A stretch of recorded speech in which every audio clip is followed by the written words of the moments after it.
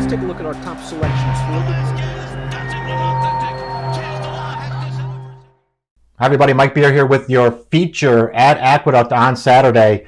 Race number 8, it's for New York breds, the Alex M. Robb. They're going to go 9 furlongs on the main track. 6-horse field entered for this Alex M. Robb. Let's take a look at that field right now.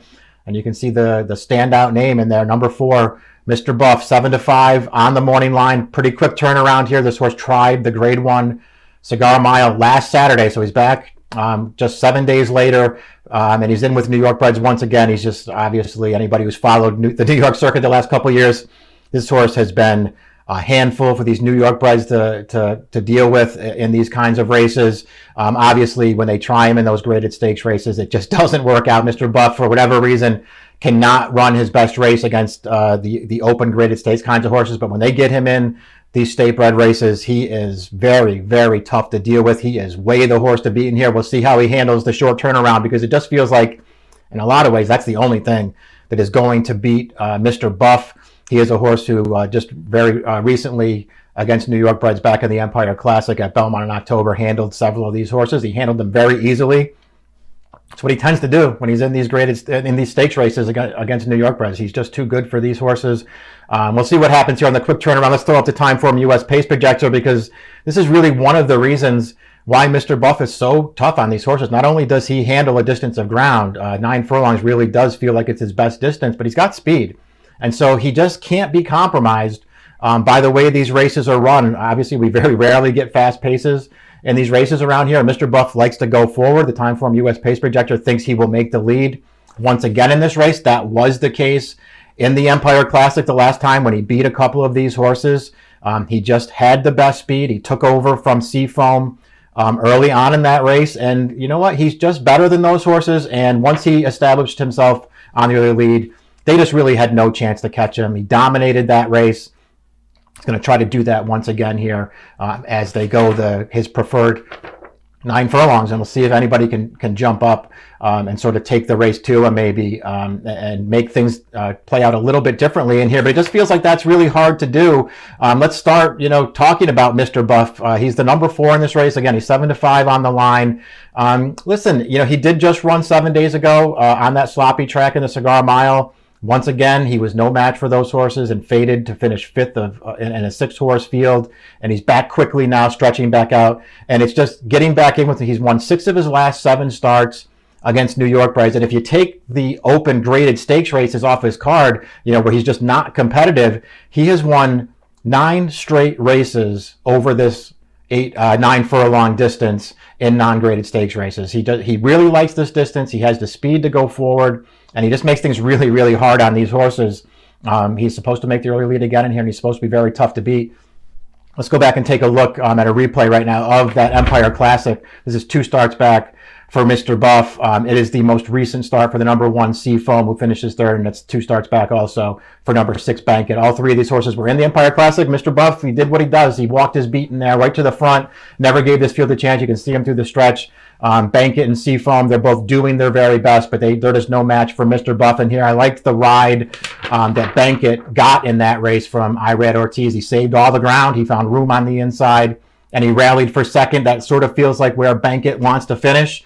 He's just 3 for 25 lifetime with 8 seconds and 4 thirds. So he likes to pick up pieces. He's a really nice horse. He's very consistent. He tends to show up no matter what, and the distance does not particularly matter to him. He'll go long, he'll go short. He's just going to try to sit it out here and make one run once again, and we'll see if somebody can make things tougher on Mr. Buff early, because it feels like that's Bankit's best chance. He's a really nice horse. He just tends not to win. Seafoam, in that Empire Classic, he did show early speed, but Mr. Buff was intent on the lead, and Seafoam really, and Joe Abazar, they really didn't push the issue. They let him have it. They tried to track him.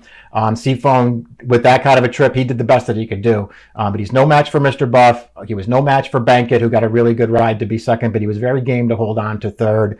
It'll be interesting to see if maybe Rosario tries to play it a different way this time, because when you go back to the 2 prior races for Seafoam, they were both wire-to-wire wins. He does kind of feel like a horse who's at his best on the early lead. The win 2 back at Saratoga in particular, which was a 2-turn mile and an 1/8, just like this race is, that was a really, really good performance. He went a legitimate pace in that race. It felt like the closers were going to have a real chance to run him down, considering how fast he went early, but Seafoam dug in very gamely and held on. That was a really good performance. Probably the best race this horse has ever run.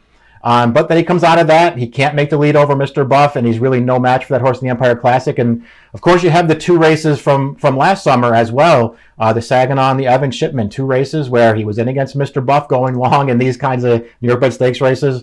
And Mr. Buff, too much horse for Seafoam. He wasn't really close to beating him.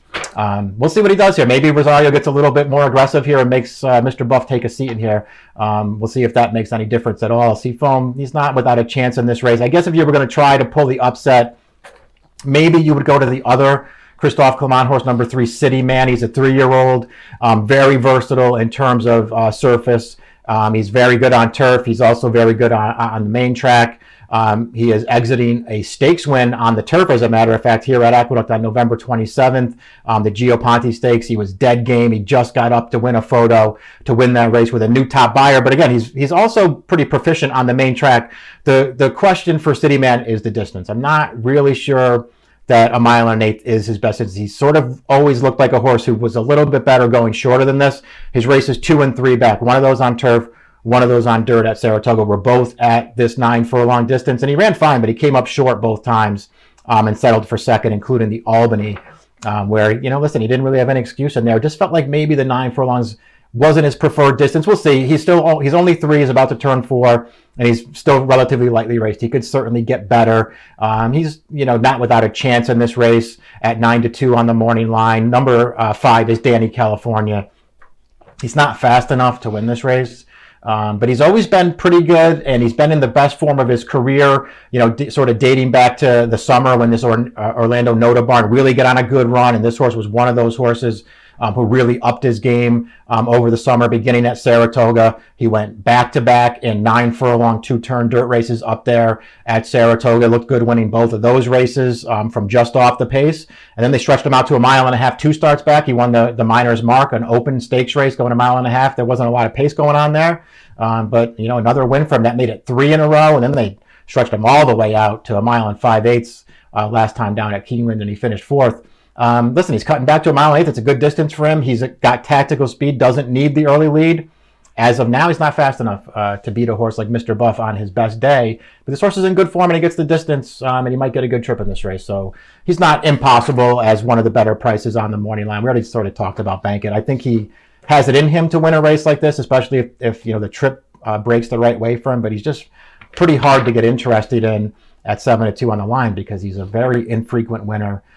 So we'll see if, maybe somebody takes the race to Mr. Buff and makes it a little bit easier for Bankit to get there this time. What can I say? We can put the picks up there now. I'm not going to try to beat Mr. Buff in here. I realize it's a short turnaround.